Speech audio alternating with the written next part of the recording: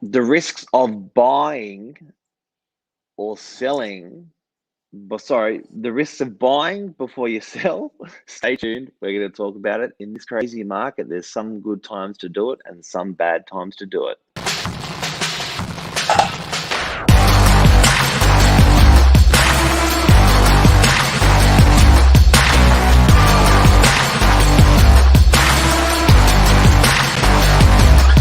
I'm the ringleader, so listen up. Good morning, everyone. Welcome to Morning Minutes. Myself, Michael BURGIO, Mark Novak, episode 462. We are on the road this morning in Gold Coast for a real estate conference, but we will always bring you the show. And this morning we're going to be talking about the risks of selling before buying, especially in this market, and some things to watch out for. In particular, the market we're in now, just for a reference, when people are watching this many years in the future, it is a booming market where this past 12 months, we've had in some suburbs 30 to 40% growth, and even in the last couple of months. So that's big growth per month.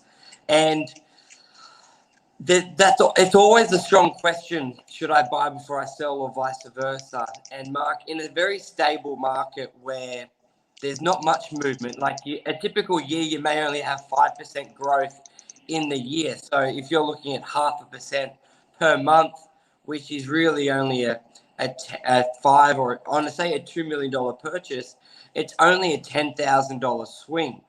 But at the moment, we're seeing swings of $500,000. So that can really, it can be massive, because if you sell, let's say you're looking to upsize and you sell your home for 2 million, and then it takes you 3 months to buy, and now the home you sold is worth 2.5 and the upsize is worth 3 million and you can't afford it, you're in a very, very bad place. So let's talk about that, Mark, and that's where we're steering it to, because some people are getting caught out. Yeah, look, it's there's not many times in our career where we would say the opposite, to definitely buy first. Most of the times we're always saying, look, just so you know what's in your pocket, what sort of change that you've got.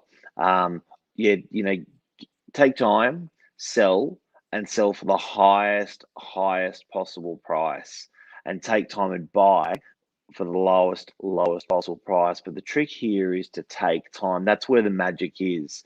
That's what we've been, myself, my whole career, I've been telling people, but probably for the first time, it's been such an explosive market that I've reevaluated that and said, you know what, you're probably going to screw yourself and leave a hell of a lot of money on the table, if you don't do that. So when we looked at that property market, the rate of growth we were having in such a short time in our property market, the first quarter of this year, I think it just would have been so wise at that time. What do you reckon now, though? Do you reckon the market's sort of still as aggressive as it was that first quarter, where you should still be making that decision to buy first or sell first? It's definitely not as aggressive, but some properties still have that in them. So in the first quarter of this year, nearly every property that went for auction was going $500,000 above the reserve, where the market conditions are still there to do that on properties, but it may be only doing it on half the properties. So because our old advice would be, sell first, know what you've got in your pocket so you can negotiate cashed up with a seller, and you're in a great position. You can do short settlements. I would still definitely recommend buy, because the property you may go bananas at auction. Like, the foundation is still there. Is it doing it for every auction? No. Are we getting 50 people through the first open home? No, we're getting 30, but you're still getting a lot of people. So I think it would be a better idea to buy and then sell. Go through it that way. But traditionally, I've always talked about, when I've always spoken to buyers, I've always said you're much more of bit of a smart ass or relaxed, or when you Better. really don't care about selling, you're not sort of on the edge of your chair, and you're much cooler at in a negotiation. Um, and it's a bit like that when buying, when you're sort of like, you know what, if I don't buy this, that's cool. Something else will come up, and you just take your time. There is a beauty in taking time to do your sell, not being rushed, not having a 6 week settlement to meet or a 16-week settlement to meet. There's a beauty in that. But I just don't think you can afford that beauty, given how fast that property market's moving, because you could just leave so much money on the table. So you're almost double dipping, because what you're buying is going up and what you're selling is going up within that very short period. Yeah, exactly. And if you can, so I think the key things would be to buy first, but try and get a longer settlement for that, because you may only have the 10% deposit, but you do need to be sold and settled to finance that purchase. But keep in mind, the selling market, to get a great price, it's still like a week on the market, 4 weeks on the market. So not many properties are lasting much longer than that time period. So even if you had to buy on a 6-week settlement, what I would do, I would have your property ready to go to market, photos, everything ready, contract in. You may even have your agent, well, have your agent picked. He may even be showing buyers through at the time, but I would buy then the same day you go live online. I think people, and you could still quite comfortably make a 6-week settlement, or you buy on an 8-week settlement and you sell on a 6 weeks or 4-week settlement. But I think the key thing is have your photos done, have the videography done, have your agent selection done. You don't want to buy a property and then spend 3 weeks picking your agent or doing final touches around your house. That's got to be ready to go.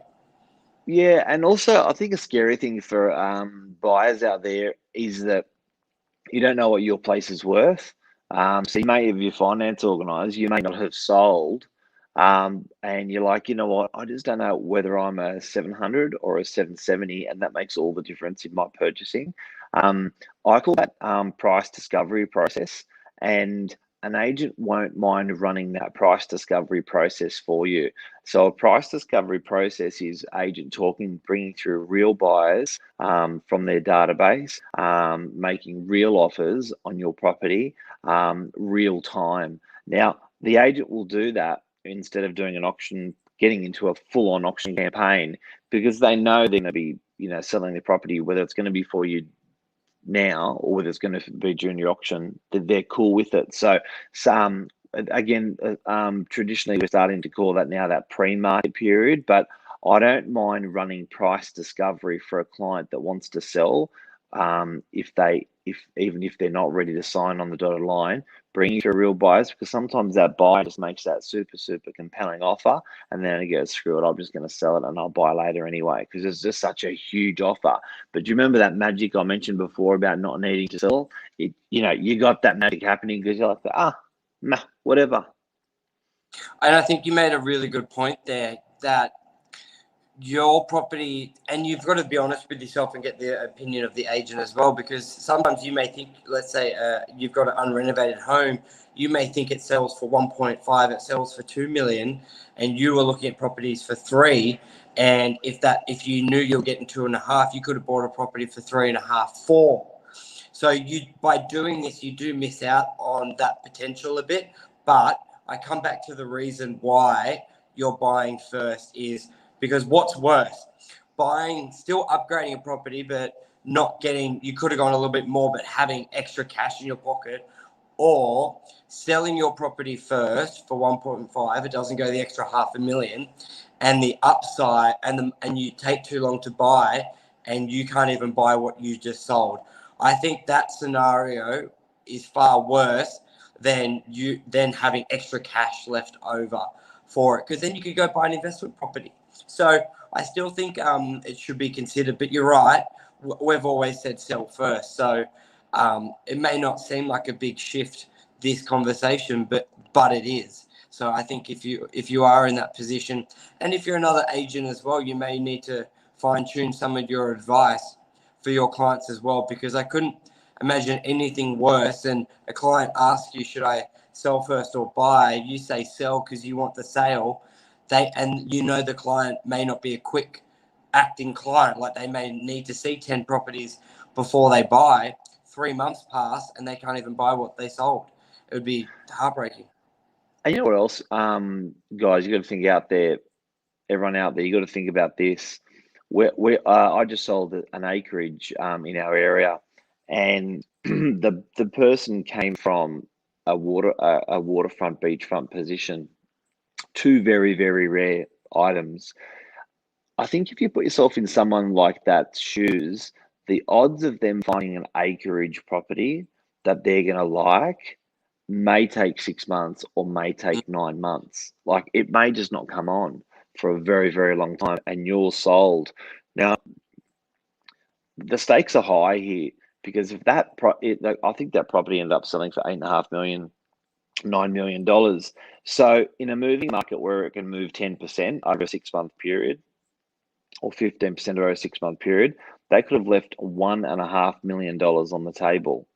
So I think they did the right thing buying an acreage when it came up, because they are bloody rare, and they asked for a 20-week settlement or a 16-week settlement, and then they knew they had 4 weeks to sell their property in an auction scenario and 10 or 12 weeks left to settle.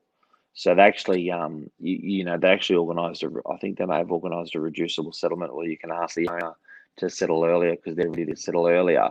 But that is an ideal situation because it's just so bloody rare, and that feeling of that scaredness of not having anywhere to live, being out of your home, they didn't do that, and also just pricing as well. Not only do you lose the growth on your, let's say you sold and it took you 6 months or 9 months to find a property, you lost 9 months growth, but you also rented for 9 months because you've sold and you haven't bought. So I think especially if you're buying a property that you know is unique, then yeah, definitely more so in any market, wait till you find it, then buy, and then you sell. But if you're doing a traditional 4-bedroom home to a 5-bedroom and there's quite a lot of turnover, then it can be a little bit different. Absolutely. But now, I just want to say g'day to Tate Brownlee this morning. Apparently, the legends of real estate. Thank you, legend. Luke Morini reckons we look relaxed. Yeah, we are. It's good because our morning didn't start with electric shock. Yeah, exactly. And it only started about 15 minutes ago. Yeah. 20 minutes ago when we got up. But look, normally we're in Queensland at the moment, guys, and a couple of you may know. I think Luke's en route. I think Tate's en route, biggest real estate conference in Australia. And Lisa Novak says so many people have been buying first. They're worried they won't find anything to buy. Guys, it's a true motion. Buying, and it's probably one of the only times ever I've recommended to buy first. But don't be selling on your selling price. So that price discovery process, I think, give it to your agent even before you want to actually formally sell. Let them bring through some real buyers. Let them bring through some real offers. See if that's enough to compel you to do a deal, or if that's enough just to educate you on okay, great, now I know that's the price. Let's go out and buy.